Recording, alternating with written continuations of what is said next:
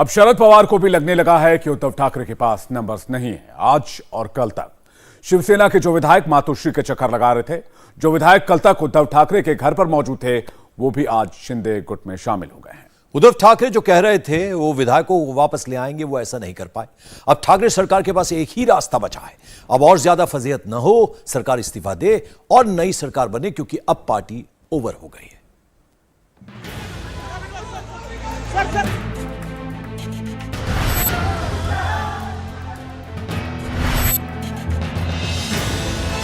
क्या शिवसेना अब सिर्फ पिता पुत्र प्राइवेट लिमिटेड पार्टी रह जाएगी? हर बीतते घंटे के साथ शिंदे की सेना बड़ी हो रही है और उद्धव की कमजोर। एकनाथ शिंदे का ताजा आंकड़ा 50 के पार है। उद्धव ठाकरे के सैनिक 15 से नीचे पहुंच गए हैं। और विधायक हमारे साथ में 40 शिवसेना के हैं, 12 निर्दलीय है। ऐसी हमारी स्ट्रेंथ यहाँ पर है और हम लोग यहाँ पर हैं। टेक्निकल बातें हैं, लीगल बातें हैं। ये लड़ाई जो है, जो लड़ेंगे उसमें हम जीतेंगे, क्योंकि हमारे पास क्लियर मेजोरिटी है। अभी जिसको जो कहना है, कहने का अधिकार है लोकशाही में, वो कहेगा। लेकिन हमारी जो लड़ाई है, ये लड़ाई जो है हम लोग जीतेंगे, क्योंकि हमारे पास पूरा मेजोरिटी है। क्या पूरी पार्टी, पूरी शिवसेना खत्म होने की कगार पर है? उद्धव ठाकरे न सरकार बचा पाए, न पार्टी बचा पाए। अगर आदित्य ठाकरे 19 तारीख से पहले एक्टिव हो जाते, अपनी पार्टी, अपने साथी, अपने विधायकों को देखने का नजरिया बदलते, तो यह हाल शिवसेना का ना होता। ये शिवसेना में बगावत से ठीक एक दिन पहले की तस्वीर है। ये 19 जून की तस्वीर है शिवसेना के 56वें स्थापना दिवस की। मंच पर उद्धव ठाकरे हैं, आदित्य ठाकरे हैं, संजय राउत हैं और एकनाथ शिंदे भी हैं। सामने शिवसेना के विधायक, सांसद, प्रचारक, समर्थक, कार्यकर्ता सब मौजूद थे। 19 जून को शिवसेना ने 56वां स्थापना दिवस मनाया और 20 जून की रात को शिवसेना के विधायक बागी होकर सूरत रवाना हो गए। ऐसा नहीं है शिवसेना में जो कुछ हुआ वो एकदम से हुआ, अचानक हुआ। ना उद्धव ठाकरे कुछ समझ पाए, न किसी को कोई खबर हुई, बल्कि उद्धव ठाकरे को पार्टी में बगावत की चिंगारी का आभास होने लगा था। उद्धव ठाकरे ने विधायकों पर नजर रखने के लिए इंटेलिजेंस को एक्टिव किया था, जिन्होंने बताया भी था विधायक बागी होने वाले, पार्टी टूटने वाली है। तभी जब शिवसेना स्थापना दिवस पर उद्धव ठाकरे ने माइक थामा, तो कुछ ऐसा कहा जो इशारा भी था, चेतावनी भी थी और अपील भी। माझे सहकारी म्हणून म्हणणार नाही, तुम्ही आमचेच आहात। एकही मत फुटलेलं नाहीये, एकही मत फुटलेलं नाहीये। मग फुटलं कोणतं आहे त्याच्यात सुद्धा अंदाज लागलेला आहे, तोही अंदाज लागलेला आहे।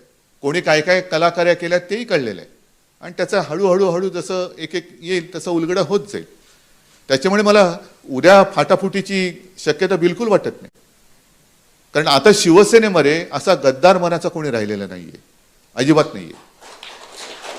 मला या निमित्ताने शिवसेना प्रमुखांनी मागेच एकदा अशी हे फाटाफुटीचं राजकारण आपण बघत आलेलो, भोगत आलेलो आणि किती फाटलं किती फुटलं तरी शिवसेना पहिल्यापेक्षा अधिक मजबूतीने उभी राहिलेली आहे। प्रमुख त्यांच्या भाषेत बोलले होते की मला आईचं दूध विकणारा नराधम माझ्या संघटनेत नको। जब उद्धव ठाकरे बोल रहे थे तो उनके बगल में बैठे एकनाथ शिंदे भी एक एक लाइन गौर से सुन रहे थे। जो विधायक आज गुवाहाटी में हैं, वो भी अपने प्रमुख की बातों को सुन रहे थे। 56 वर्षाचं यश आहे की माणसं काही वेळेला तुटतात, दुखावतात, पण मी म्हणेन की आपली माणसं नसतातच, ती आपल्यात घुसलेली अशीच कोणतरी असतात। पण जी माणसं ज्यांना संधी मिळेल त्या संधीचं सोनं, आणि एखाद्या वेळेला ती संधी नाही म्हटलं आणि दुसरी संधी दिली तरी नाराज नव्हता त्या संधीचं सोनं करणं, म्हणूनच शिवसेनेने 56 वर्ष ही सोन्यासारखी 56 वर्ष ही पार पडलेली आहेत।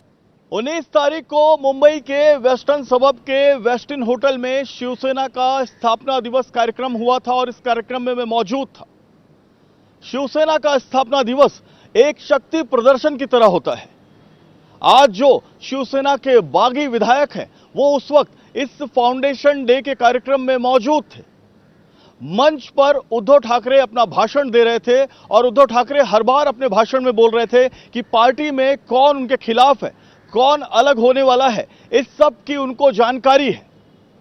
एक तरीके से यह वही दिन था जब शिवसेना में बगावत के सुर बुलंद होने शुरू हुए, क्योंकि इस फाउंडेशन डे में आदित्य ठाकरे को जमकर प्रमोट किया जा रहा था और यह बात कहीं ना कहीं एकनाथ शिंदे के समर्थकों को अखर रही थी। 19 जून को आदित्य ठाकरे ने शिवसेना सदस्यता के लिए नया कैंपेन लॉन्च किया था। 21 जून से डिजिटल मुहिम शुरू करनी थी, लेकिन इन्हें जरा भी अंदाजा नहीं था कि किस तारीख से अपने विधायकों को बचाने के लिए ही कैंपेन चलाना पड़ेगा। हे 2-4 दिवस सगळं नाट्य चाललेलं आहे ते काही नवीन नाही, हे 1 वर्षापासून थोडी कुरबुर चालू होती। त्यांच्यावर किती बोलायचं, काय बोलायचं हा एक प्रश्न आहे, कारण किती किंमत द्यायची त्या अशा लोकांना जे स्वतःची किंमत लावून विकत तिथे गेलेले आहेत, विकून गेलेले आहेत, त्यांना आपण किती किंमत द्यायची हा एक मोठा प्रश्न आहेच। पण मला आठवतं जेव्हा हे सगळं सुरू झालं, विधान परिषदेचं जेव्हा मतदान होतं, सचिन भाऊ आपल्याला पण माहिती आहे, आपण राऊत साहेब आपण जेव्हा सगळे काउंटिंगला गेलं तेव्हा ही हलचल थोडी सुरू झाली। मुख्यमंत्री महोदयांच्या कानावर ऐकू आली, माझ्या कानावर ऐकू आली, आम्ही थोडं चाचपणी करत होतो। जब उद्धव ठाकरे की सरकार बनी तो एकनाथ शिंदे को उद्धव के बराबर वाली कुर्सी मिली, लेकिन दोनों के बीच अब दूरियां बहुत आ चुकी हैं। होणारच नाहीये। ते ऑपरेशन झाल्यानंतर सगळं काही व्यवस्थित होतं। हे आता मी काही टिश्यूला होते, काही रडत बिडत नाहीये। मला कोविडमुळे जरा डोळ्यातून थोडं पाणी येतं, नाक कधीतरी गळते, नाहीतर उद्धव ठाकरेंना झाले अश्रू आल्यावर तर तसं काही नाहीये बाबा। तर ते ऑपरेशन केलं, ऑपरेशन केल्यानंतर अनेक बाला साहब ठाकरे की तस्वीर के नीचे बैठकर उद्धव ठाकरे को बताना पड़ रहा है, ये आंसू नहीं है, आंसुओं पर मत जाना, ये कोविड का आफ्टर इफेक्ट है। अब जरा शिंदे की बगावत का आफ्टर इफेक्ट भी देख लीजिए। उद्धव ठाकरे ने कहा 40 विधायकों ने उनको धोखा दिया, विधायकों को लालच देकर तोड़ा गया। एकनाथ शिंदे को उन्होंने नगर विकास मंत्रालय दिया, वो अपनी जिद पर अभी कायम है। उद्धव ठाकरे को सत्ता का थोड़ा भी लालच नहीं है। शिवसैनिक और जनता उद्धव ठाकरे की ताकत हैं और उनकी फोटो के बिना घूम कर दिखाएं बागी। एकनाथ शिंदे के पास तस्वीर तो है, मगर वो उद्धव ठाकरे की नहीं बल्कि बाला साहब ठाकरे की है। एकनाथ शिंदे का कहना है कि वो बाल ठाकरे के हिंदुत्व पर चल रहे हैं, तभी उद्धव से बगावत तक करनी पड़ी। देखिए, अभी यहाँ पर जो हम लोग आए हैं, कुछ एजेंडा है हमारा, हिंदुत्व का होगा, बाला साहब ठाकरे की विचारधारा होगी, उनकी आइडियोलॉजी होगी, और उस बेस पे और राज्य सरकार या महाराष्ट्र सरकार जो है राज्य का डेवलपमेंट होगा। ये सब जो एजेंडा है, ये मुद्दे को लेकर हम लोग सब साथ में आए हैं और जो भी चर्चा करनी है, जो भी डिसीजन लेना है, ये अभी सभी जो विधायक है उनके साथ बैठकर चर्चा होने के बाद कई मुद्दों पर चर्चा होगी, उसके बाद ही जो भी डिसीजन लेना है वो हम ले सकते हैं। उद्धव ठाकरे का नेतृत्व, पार्टी और सरकार दोनों में कितना कमजोर हो चुका था, ये 3 तस्वीरें खुद बयां कर रही हैं। पहली तस्वीर 19 जून की है, शिवसेना का स्थापना दिवस, जिसमें फूल देकर शिवसेना के विधायक दिलीप लांडे उद्धव ठाकरे का स्वागत कर रहे हैं। दूसरी तस्वीर 21 जून की है, जब उद्धव ठाकरे मुख्यमंत्री आवास छोड़कर मातोश्री जा रहे थे, जिसमें फूलों से दिलीप लांडे उद्धव ठाकरे को विदाई देते नजर आ रहे थे। तीसरी तस्वीर 24 जून की है, जिसमें दिलीप लांडे गुवाहाटी जा पहुंचे और शिंदे गुट के साथ जा मिले। इतना कुछ हो गया और उद्धव ठाकरे को इसकी भनक तक नहीं लगी। दिलीप लांडे उद्धव को छोड़कर गुवाहाटी पहुंचे तो मुंबई में उनका पोस्टर फटना भी शुरू हो गया। कल तक शिवसेना के नायक आज बागी हो गए। ये अपनों के जाने का गुस्सा है या पार्टी ना संभाल पाने की फ्रस्ट्रेशन? शिवसैनिक अपने ही विधायकों के दफ्तर पर तोड़फोड़ कर रहे हैं। तोड़फोड़ का ऑर्डर कहां से आया होगा, ये बताने की जरूरत नहीं है। इस वक्त महाराष्ट्र में हर कोई समझ रहा है कि उद्धव ठाकरे सरकार जाने वाली है। कुछ खुलकर बोल रहे हैं तो कुछ अब भी परिस्थितियों को देखकर सोच समझकर नाप तोल कर बोल रहे हैं। लेकिन जिस तरह से शिवसैनिकों का गुस्सा सड़क पर दिखाई दे रहा है, क्योंकि वो किसी विधायक के पोस्टर फाड़ रहे हैं, किसी विधायक का दफ्तर तोड़ रहे हैं, तो किसी विधायक के पोस्टर पर कालिख पोत रहे हैं, उससे इतना तो स्पष्ट है कि उन्हें भी ये अंदेशा हो गया है कि अब विधायक लौटकर नहीं आने वाले हैं। उन्होंने उद्धव ठाकरे को भी 2 टूक के बाद बता दी है। ऐसे में जैसे जैसे समय बीत रहा है मातोश्री पर भी पैनिक बढ़ रहा है और अब उद्धव ठाकरे भी ये बात बखूबी समझ गए हैं कि वो शिंदे से अब हार गए हैं। वैसे तो मुंबई और गुवाहाटी की दूरी 2700 किलोमीटर है, लेकिन इससे ज्यादा दूरी अब मातोश्री और सीएम आवास वर्षा की हो चुकी है।